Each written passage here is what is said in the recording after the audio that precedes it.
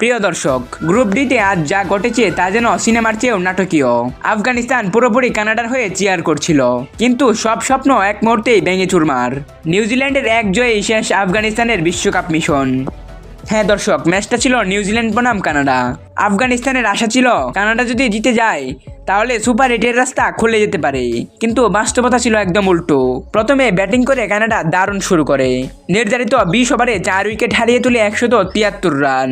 যুবরাজ সামরা খেলেন মাত্র 65 বলে 110 রানের অবিশ্বাস্য ইনিংস। 19 বছর বয়সে টি-20 বিশ্বকাপে সেঞ্চুরি, এ যেন এক ইতিহাস। কিন্তু এরপর যা হলো তা আফগান সমর্থকদের জন্য দুঃস্বপ্ন। 174 রানের লক্ষ্য তারা করতে নেমে শুরুতে কিছুটা ধাক্কা খেলেও নিউজিল্যান্ড খুব দ্রুত ম্যাচের নিয়ন্ত্রণ নিয়ে নেয়। 30 রানের মধ্যেই 2 উইকেট হারিয়েছিল তারা, কিন্তু সেখান থেকে গ্লেন ফিলিপস এবং রাচিন রবীন্দ্র ম্যাচটাকে একতরফা বানিয়ে ফেলেন।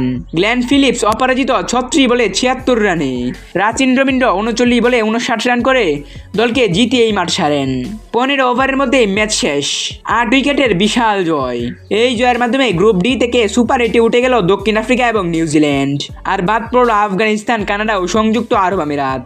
সবচেয়ে বড় কথা হলো আফগানিস্তানের অধিনায়ক রশিদ খান টুর্নামেন্টের আগে বলেছিলেন সেমিফাইনালে থাকবে আফগানিস্তান, নিউজিল্যান্ড বাদ। অথচ সেই নিউজিল্যান্ডের কাছে 4 বার হেরে আবার তাদের জয়ের কারণেই বিদায় নিতে হলো গ্রুপ পর্ব থেকেই। দর্শক, ক্রিকেটে বড় বড় কথা বললে তার জবাব মাঠেই দিতে হয়। আজ নিউজিল্যান্ড সেটাই দেখিয়ে দিল। আফগানিস্তানের স্বপ্ন ভেঙে সুপার 8-এ কিউইদের ঝড়।